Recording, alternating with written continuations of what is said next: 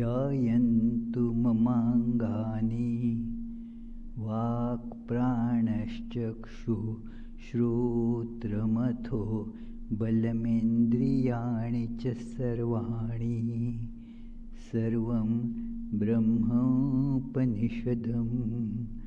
माहं ब्रह्म निराकुर्याम् मा ब्रह्म निराकरोत् अनिराकरणमस्तु अनिराकरणं मेस्तु तदात्मनि निरते य उपनिषत्सु धर्मास्ते मयि सन्तु ते मयि सन्तु। ॐ शान्ति शान्ति शान्तिः। Om. May all my limbs attain strength. May the body, the mind, all the sensory and motor organs become efficient. May the life force become strong and efficient. All is verily the one without second, infinite, ever perfect, ever blissful, Brahman, the existence itself. Let me never deny this truth of oneness of existence. May this truth never reject me either.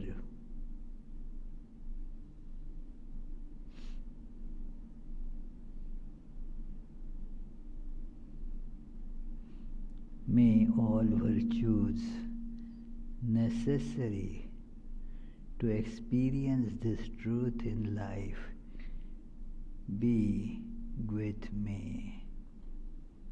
Om.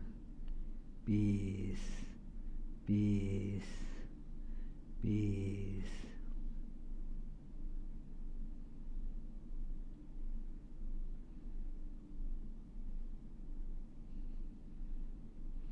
Let us meditate on this oneness of all existence by thinking that each of us is a wave on the infinite ocean.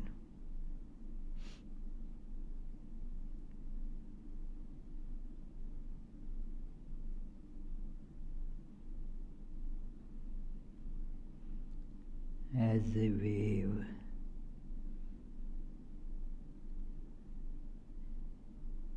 I rose from the ocean.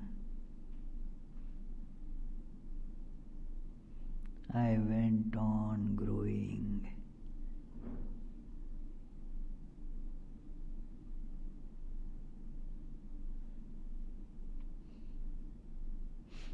I saw all other waves around.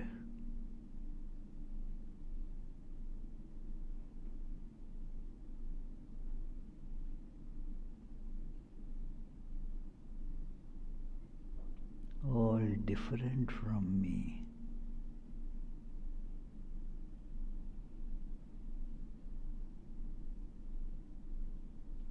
I got related to some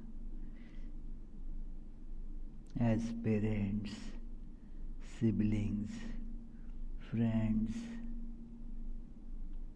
and related to some others as enemies.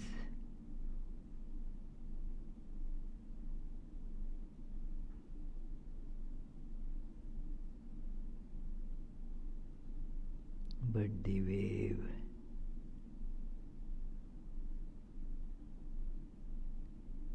is something impermanent. I am changing continuously as a wave.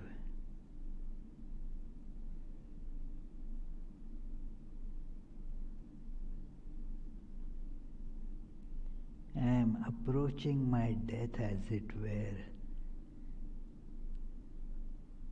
about to fall back in the ocean.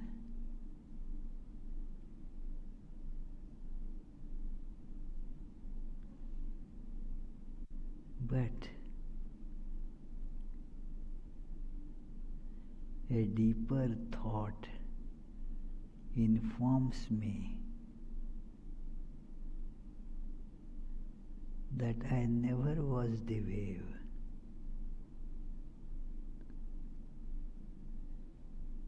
I was the eternal ocean, unchanging, serene, profound, infinite.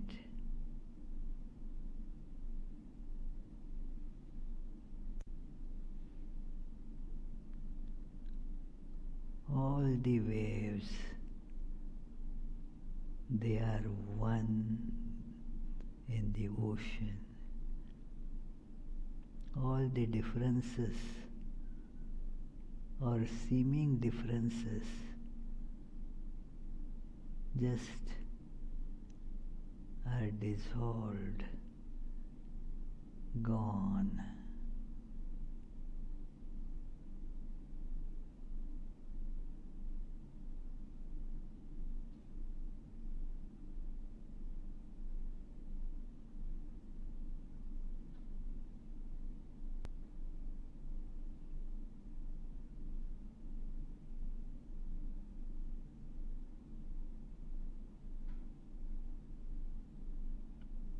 Realizing this truth,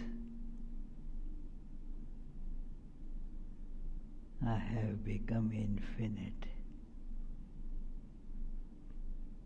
I have gone beyond all sorrows,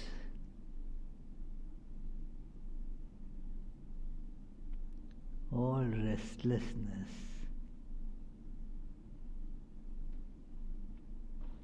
I am peace.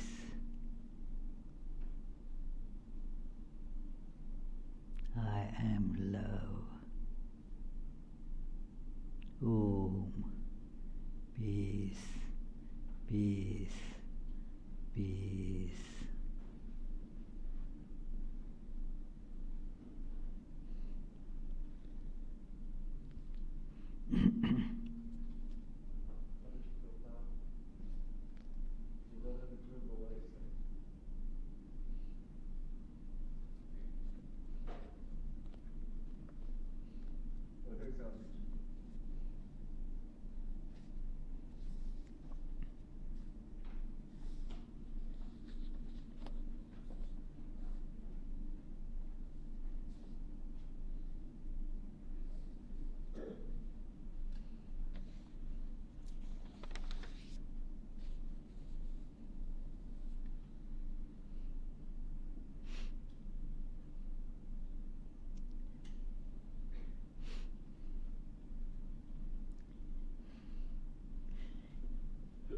Today would be the last class on this chapter 6th or volume 6th of chapter, that is a typo there, not 118-19 but only 18-19. So chapters 18 and 19, we will be taking them together, and it is about the changing the nature of a person from bad to good. And this is important because we many times feel that we are not capable of spiritual life. There are so many bad tendencies in me.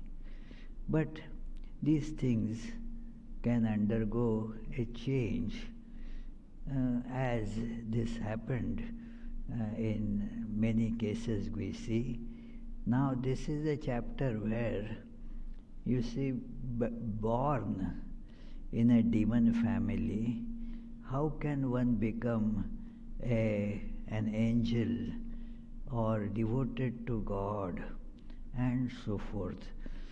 The birth brings certain inherent qualities inherited from the parents or the lineage, but that doesn't give a complete picture.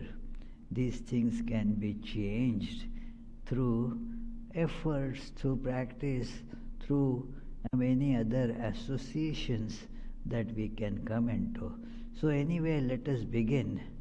So therefore this picture from garbage to garden, that it is, that it looks like garbage to be thrown away, but then with proper conversion methods, you can use it to get fruits and flowers and vegetables. So this is how our life can be converted to something that will become a blessing for us rather than a curse. So let us begin with our usual prayers. Please recite as loudly as you can.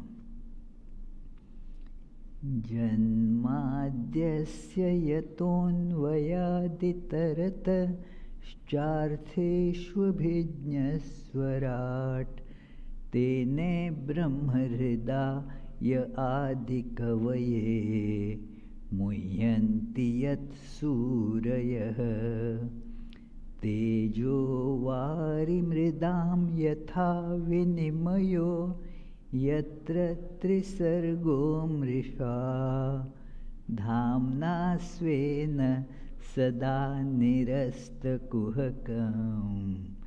सत्यं परं धीमहि.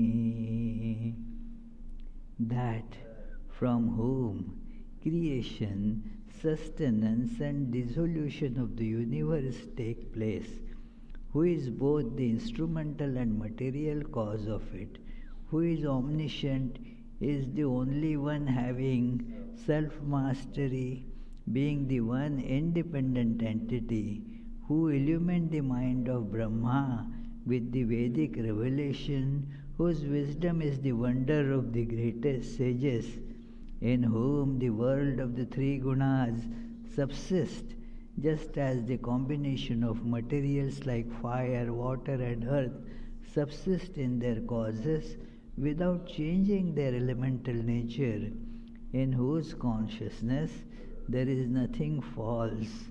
On that truth supreme we meditate. So, we saw in our last class that how Chitraketu became Vritra. The question before the story of Chitraketu began was that how that Vritra, born in a demon clan, can have so much of devotion. We give a lot of importance to the caste or clan or parentage in which one is born. There is some meaning to it, but not as much as we give, because many traits can be changed through practice, through some inherent nature. It is important to see what a lineage gives. It gives you a body, not the mind. And this is very important to note, that your tendencies, your likes, dislikes, and the aspirations in life, that you do not get from parents. Parents give you the environment, the body, in which you can then manifest them, grow them. That is why two identical twins, same body, same looking body, but would have very different tendencies. Why? Because these tendencies are not coming from parents, but we confuse that since somebody is born as a child in some clan, also inherits those traits in the mind, that but that is, we can say, not exactly the case. And these examples therefore illustrate that one can be a devotee of God even if born in the clan of demons. So now in this chapter there is this further something about it is going to be told, but in a somewhat indirect way, that it also is being the last chapter of this volume. It will tie together so many things, so many stories that were being read. So the many stories and sub-stories, plots and subplots, various characters came about, like when you are reading a big novel. Then as the story comes to a nearing the end, all the loose ends need to be tied together to bring it to some conclusive, satisfactory understanding or solution. So in this chapter many such loose threads are going to be tied together. So one is what happened to the other progeny of Aditi. Aditi and Diti, they were the two wives of Kashyapa. It is from the Daksha Prajapati. He gave birth to this Kashyapa and then was married to these two. The two, Diti was from whom the progeny that got from Diti gets called Daitya. That is how the Sanskrit word becomes. You know, like Mrityu, Martya. That so all these derivatives. So from Diti, Daityas are born, and Daityas, another name for them is Asuras, means demons. They have all the demonical qualities or that kind of nature, most of them. So, and Aditi, she was the mother of the angels. Aditi means not Diti. So it is like you use this word, like a is put to negate before a word. When you put a, it negates the meaning of that word. So it is like this is now many are listening to this class online right now, live. So it is called synchronous. And those who are not right now joining it, but may be listening to it later, that is asynchronous. So it is. So this Aditi means the children from Aditi are virtuous and angels. So these two progenies continued, and then this Aditi,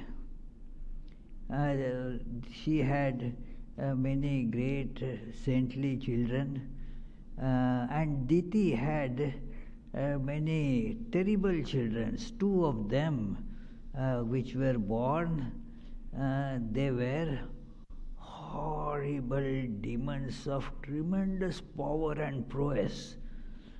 We saw their stories earlier. When was it? We saw that story in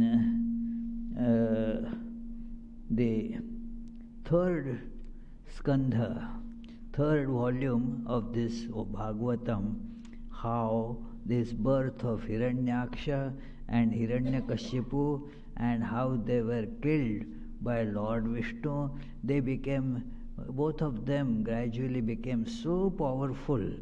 They performed austerities to conserve the power and wanted to become completely invincible, that they would not even anybody will be able to put them to death, becoming immortal. So, but everybody here has to come to death. Like the meditation we were doing, that every wave, since it is a wave, has to meet its destruction in ocean. So, every life has a birth, so they ask date of birth, because it is, if you are a regular person, then there will be a date of birth for you. So date, birth, like at doctor's office I was that asked, what is your date of birth? I told the date, January so and so. And then the person on the counter asked, what is the year? I made face like this, oh, every year it is the same. And then, no, but tell me what exactly, when, which year you were born. So it is, there is the date of birth, when this body kind of began. So, and then it grows and became powerful. So this Hiranyaksha became so powerful. For that he had to perform many austerities. What is austerity? Is to stop the energy from frittering away in things that I don't want, in the ways that I don't want. You have to conserve the energy. So you have to put stop to certain tendencies in you which take away the energy. So you plug the holes, as it were, and thus the energy becomes big. And you keep on doing it. That in our physics class we used to have that electricity, how a huge potential difference or voltage is generated. There is a mill, a 100-volt mill. So every time a charge touches that belt, some charge is deposited and it gets stored. So like that, every round the potential difference increases till you can generate something like 2 million volts. We have here 110 volts in these connections. Now 2 million volts, this difference. So it is, for that you have to keep on repeating this process many times. So patiently this Hiranyaksha developed this power till he became so strong that nobody could defeat him. And then he challenged all the devas, the angels, and snatched away all their powers. Then they prayed to Vishnu, and Vishnu then took the form of Varaha. That it is, this demon had all this earth under its control, and he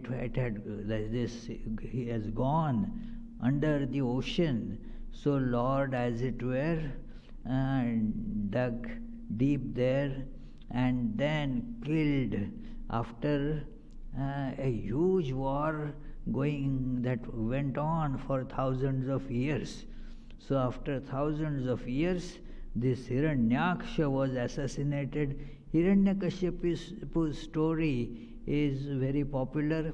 because of the appearance of that great devotee Prahlada in that. Prahlada, we will read this story later here, but this Hiranyakashipu also got killed by the lion man, Narasimha form. So there is this story about it, is we have heard a few times. It's very interesting that he had asked a boon that make me immortal, and then that was refused. That in this world everything has to be mortal. You cannot ask immortality here. Sorry. Okay, then he asked a boon. Let me never be killed during the day or during the night. Let me not be killed by a weapon or a missile. May I never be able to be killed by a human or an animal, or even that angelic being, Deva. I should not be killed on earth or in water or in the skies. So then he thought that he is now quite secure. But then he was killed by this half lion, half human. So not either man nor animal. He was killed right at the dusk. It is neither night nor day. And as you can see in the picture, he was lifted on the lap, so that neither on the ground nor in the skies, and was not killed by any weapon or a missile. Using just the fingers, the nails, he was killed. So it is both of her sons thus got killed, and that made, naturally the mother feels the death of the children, her sons, tremendously, and so that made this Diti become very, very sad. And not only sad, this sadness gave rise to anger also. It was this Indra. This Indra caused ultimately the death of my both sons. So I need to now, this Indra has to be killed.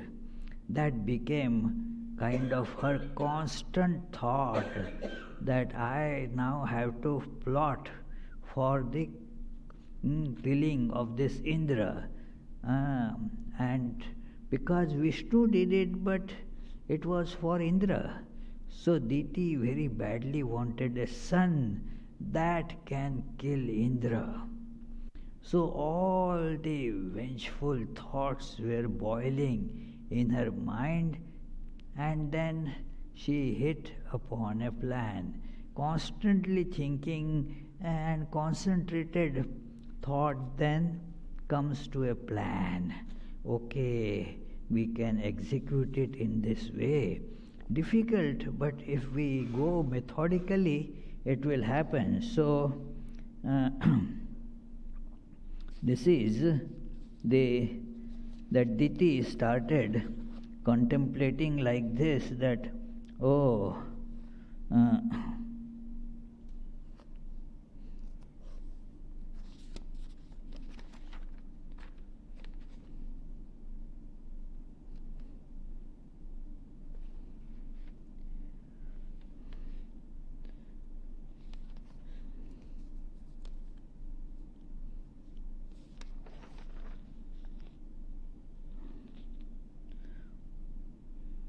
so the Diti became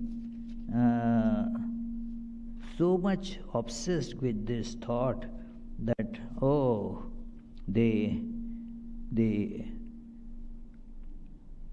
when I shall sleep soundly after effecting the destruction of this Indra, sensuous, cruel, hard-hearted and guilty of fratricide, because they were, kind of cousins.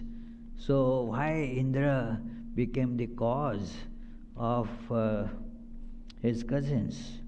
Even the body of a proud king is reduced on death to worms which feed on it, to excreta of the animals that eat it, or to ashes when cremated.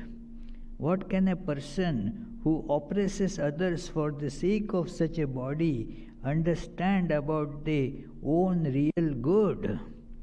Now you become philosopher, but only for your evil design. And so she kept on cursing Indra that I have to get a son who will be powerful enough to put an end to the overweening pride of this Indra, whose ego is bloated because of his false notion that this body is something permanent. So she was thinking that Indra's death can be thus achieved if by properly planning get a son. Now let me get a son who will be powerful enough to just kill Indra. So she approached her husband Kashyapa, but didn't say anything directly in the beginning.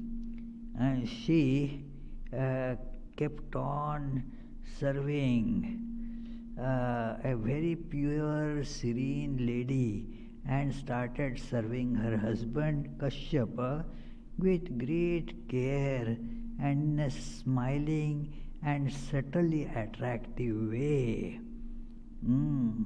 Try to, elicit a promise from him that he will, out of her, bring out a son who will be powerful. She knew the Kashyapa, that sage, has tremendous power, and so will be able to produce a son of this caliber if he takes it to his heart. So she gradually, progressively started, throwing a net around him, that a net of seducing him so that he will be taken in, and then she can demand, she can place her demand to him that I want this.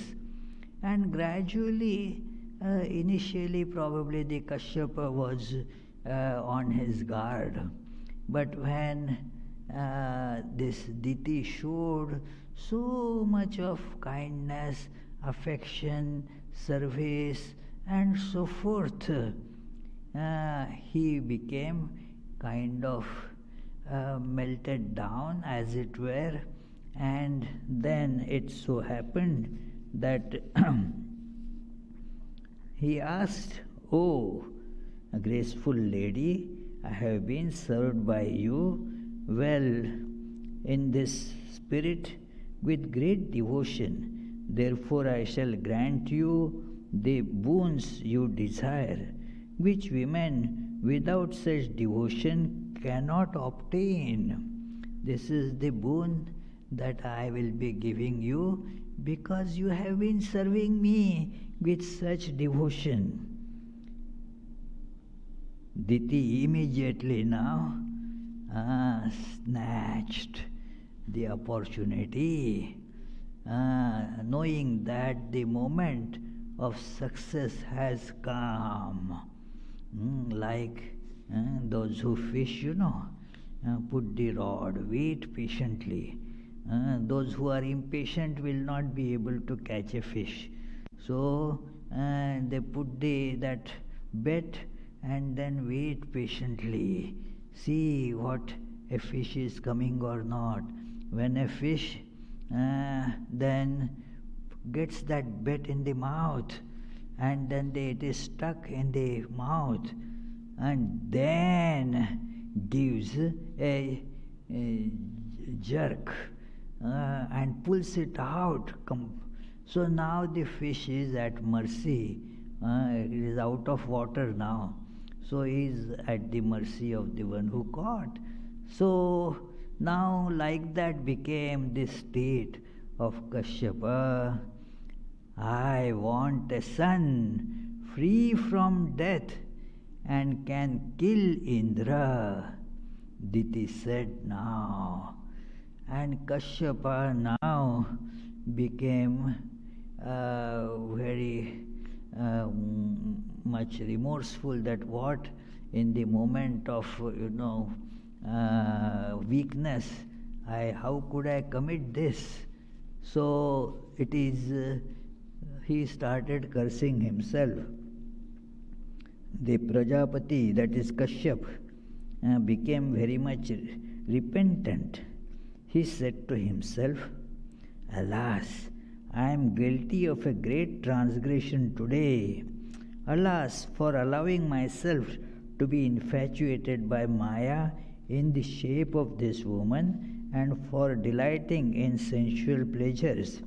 I shall be consigned to hell. So it is like that when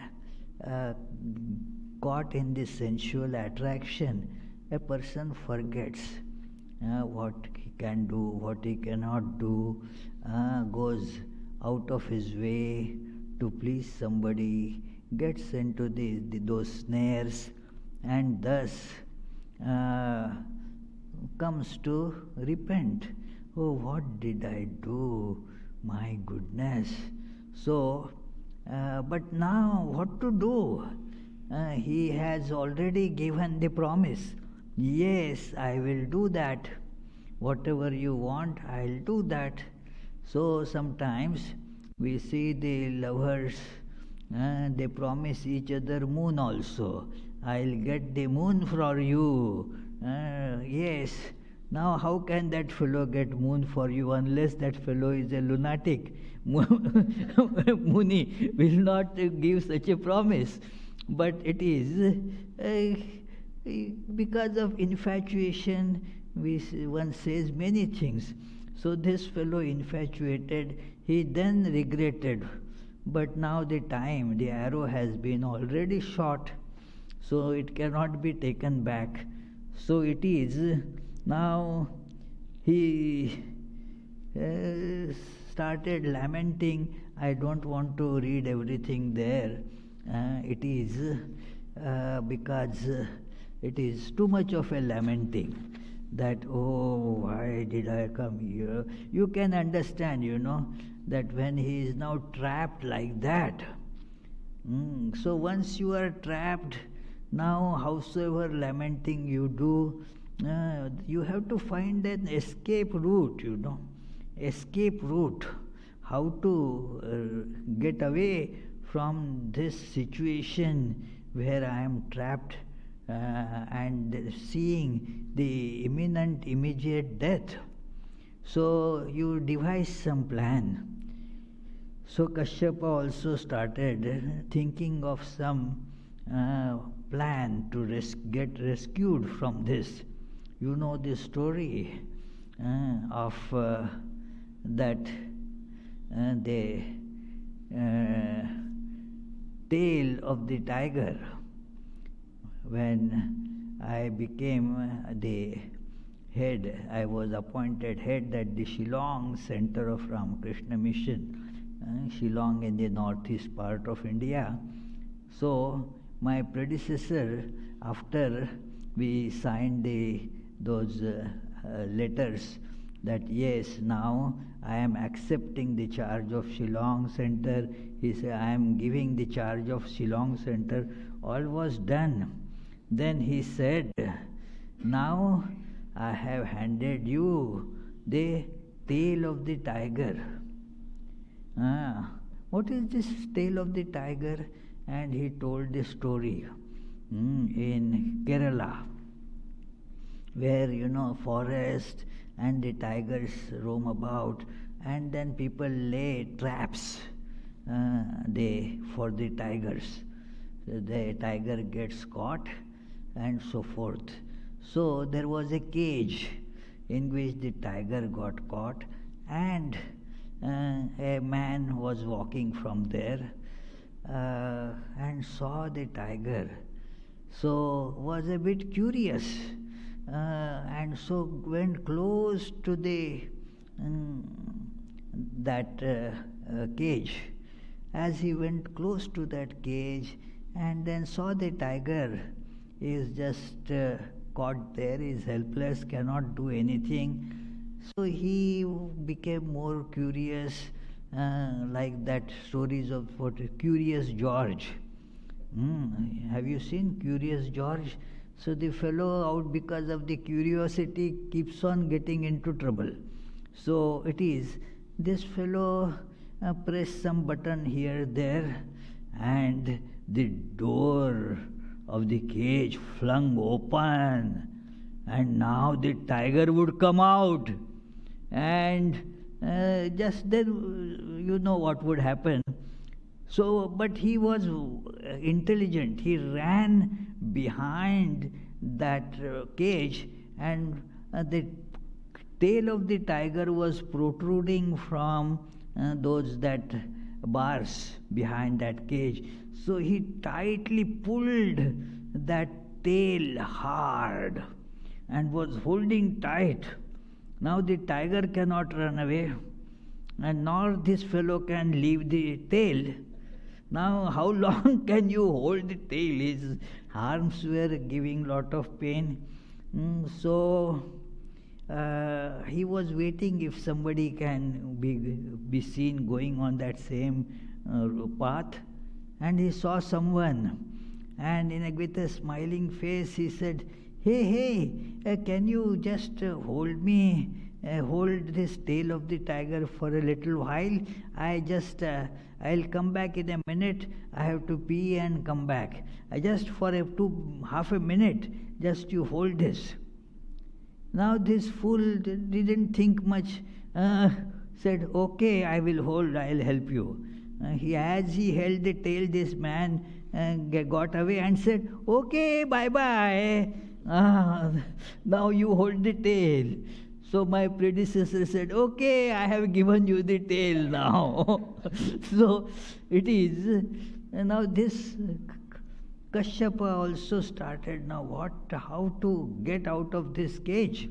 I am being trapped like this. But he said, then thinking of a plan, okay, this can be achieved. What you have asked is something quite difficult, but you can achieve this provided you follow certain vows. These vows are so tough, so difficult. I can't eat this, can't eat that, can't rest in this hour, can't do that, I can't see some person, and hundreds of restrictions, how much food, what food, and if the vows are to be kept very, very strictly. So if you can keep these vows strict till the birth happens, your desire will be fulfilled. Interesting, that it can happen, but you have to hold on to some vows till the child is born. But if you break the vow, any of those vows, then the son born will be a friend of Indra, completely opposite of what you want. So she agreed because she wanted very badly a child that will kill Indra. So she said, okay, I will practice all those. And then started practicing very, very meticulously everything. And Kashyapa must have become alarmed. What if she really completes all these vows? then that kind of a son will be born to her. But Indra was also thinking of doing something, because it is after all his life that was on the platter. So it is, he therefore changed his form and came there as a help to this Diti. He started serving Diti, helping Diti, making all the arrangements for her observing these vows, because it required many works. So, and so he became in that different form, in a form of a very nice helpmate girl. He became very close to Diti and was waiting for an opportunity. It is, you have to be very observant when that person's weak point comes. Then you can do that. Have you seen magic shows? The magic, that I was reading a book, a nice book on magic. That person many years ago gave a very nice demonstration on magic and described how it is performed. The whole secret is creating a moment when the audience will not be able to pay attention on what is going on. So sometimes there is no need, but they will, hey, what are you doing there? Now people's attention will go there, and then something that they will not notice what is going on the stage, and they will find it that's happening. He says, therefore, for it is very difficult to give a magic show to children, because they are too observant. So it will be, they would find out. So here this Indra was watching carefully. When this Diti is in a situation where she can break the vow, and when you are watchful, then you will get an opportunity for sure. So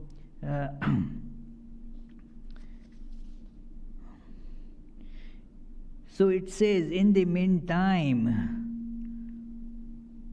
Diti, who was very much weakened by observance of vows, fell asleep on the day at the evening twilight, when her mouth, hands and feet were unwashed after meals. One of the vows was, you shall never sleep in the early morning hours or at the dusk. You cannot sleep in the morning, afternoon or at dusk. So it is, that was one of the vows. Also, that after taking your meals, you have to wash your mouth, hands and so forth. But she was so tired, emaciated by all these different fastings and vows, that in that tiredness became unconscious and fell down asleep after just eating without rinsing the mouth or the hands, and it was just dusk, evening. And Indra saw, here is the opportunity. She has now she has broken the vow. So what Indra did, this was a breach of the vow, and taking advantage of it, Indra entered into the abdomen of the sleeping deity by his yogic power. Now Indra entered there. There was one fetus that was almost formed there. So it is ready to come out. So then what he did was, with his thunderbolt weapon, he cut those that golden fetus into 7 parts. And they were crying, "Hey, why are you cutting me?" So he said, now one has become 7. So he told those 7, don't cry, and keep quiet. And then cut each of them again into 7. So thus they became 49. And when the birth happened, instead of 1, 50 boys came out. So it was terrible. 50. Indra made these plans. Instead of a son to kill Indra, she begot 49 friends of him. So that is how they were, these Marutas, that they got the collective name Maruts, because they were one cut into 49 pieces, 7 into 7. So Indra took them all away with him to the heavenly abode. They were not a danger to Indra, they were rather his friends. And Diti was left again full of that anguish, misery, that, oh, what happened? Because of the breach in those vows. So the question that the devotees may get is, oh, we practice these vows for purity, for God realization, for devotion, but because of our not being so strong, if we have breach in a vow, will that be so terrible? Yes and no. If you are doing it out of devotion, then no problem, there will be a breach which you can again repair and go forward. But if you are doing it with an evil design in mind, that, oh, I want to kill Indra, now this is not out of any devotional purpose. The purpose was to kill Indra. A revengeful attitude was there. And thus, it is the Indra wouldn't get killed because he got saved. When you breach, there is a breach of that vow, then that gives the opportunity, and thus whatever you were looking for will not happen, even with a tiny breach. That is what the Kashyapa, Diti's husband, had told her. So this is how by following this vow properly, a man will have the fulfillment of all his wants. A woman observing it. So these are the details of this worship. This is called this whole worship ritual, these vows, they are called Pumsavana. This Pumsavana is this that is described here. What is this observance of Pumsavana? So it is Punsavanam. So what is this Punsavanam? The King Parikshit asked, and then Shuka started explaining it, that, O learned one, you spoke of vow called Pumsavana, by observing which Mahavishnu is propitiated. I wish to know more about it. So it was told, from the first day of the bright fortnight in the month of Margashirsha, a woman should begin the practice of this vow with the permission of her husband. After listening to this story of the birth of Maruts, she should take the blessings of holy people, having beforehand cleaned her teeth, mouth, and taken bath, decorated herself, and put on clean clothes. In South India, even now you find that this is called in the that Mageshwara Vrata Vaishnavas do that. Do you know? Yeah. Huh? It is very similar. In the month of Margashirsha, there are those very nice South Indian poetries on that. It is, what is it? Not Andal. Huh? Huh? Tiruppavai. Correct, Tiruppavai.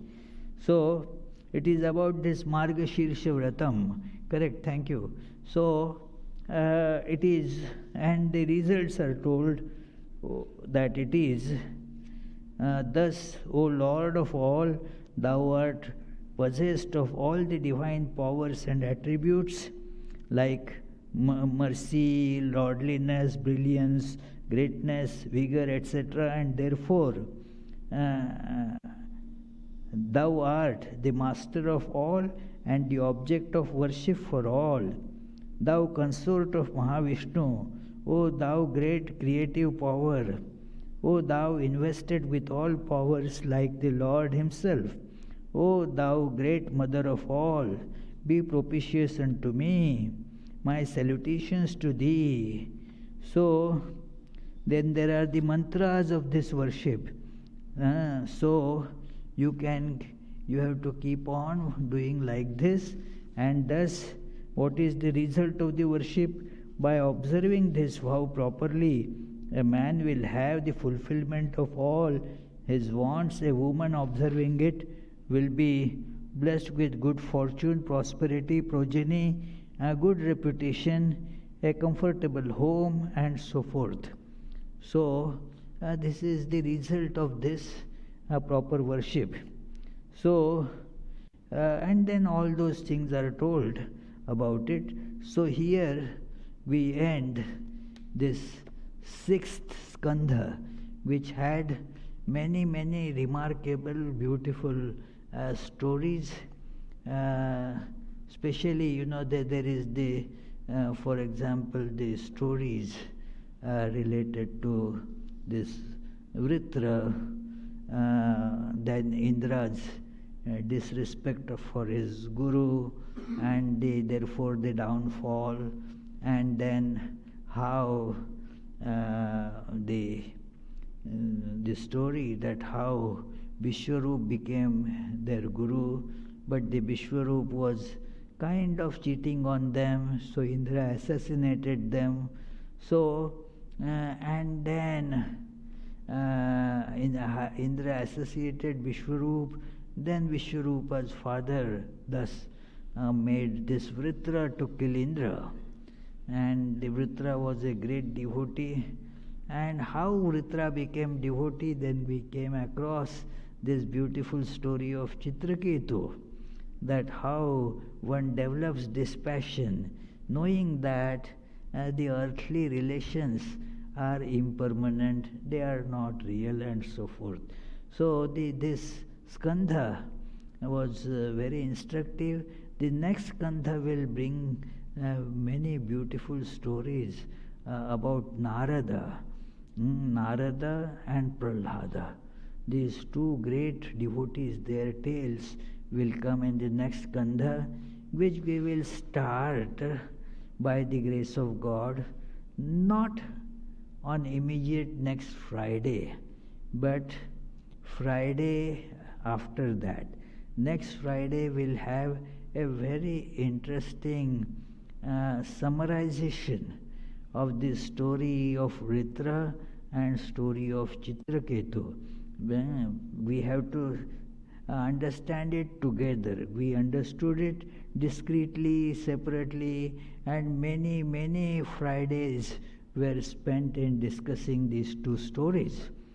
Now we have to put it all together, look at it comprehensively in next Friday's class. But that class will be given not by Swami Yogatmananda, but our Brahmachari Adi Maharaj.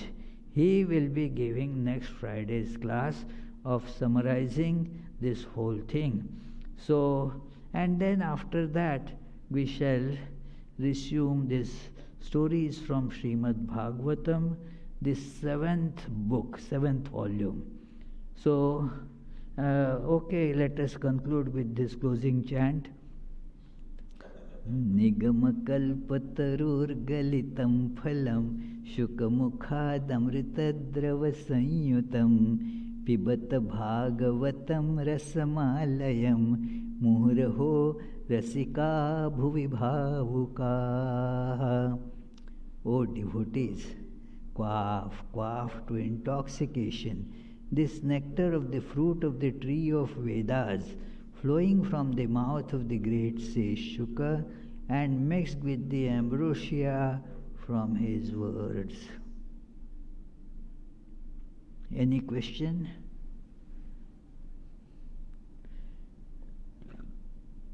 Is there any question? Okay, so we shall conclude with the closing chant. Mukunda Madhava Govinda Bol Keshava Madhava Hari Hari Bol.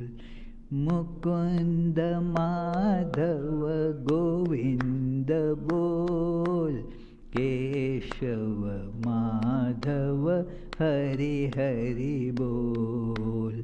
Hari Hari Bol, Hari Hari Bol, Hari Hari Bol, Hari Hari Bol.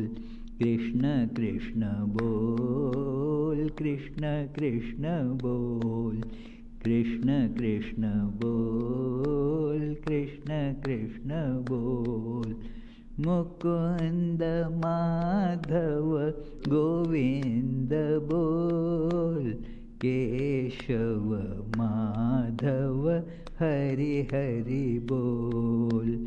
Keshava Madhava Hari Hari Bol.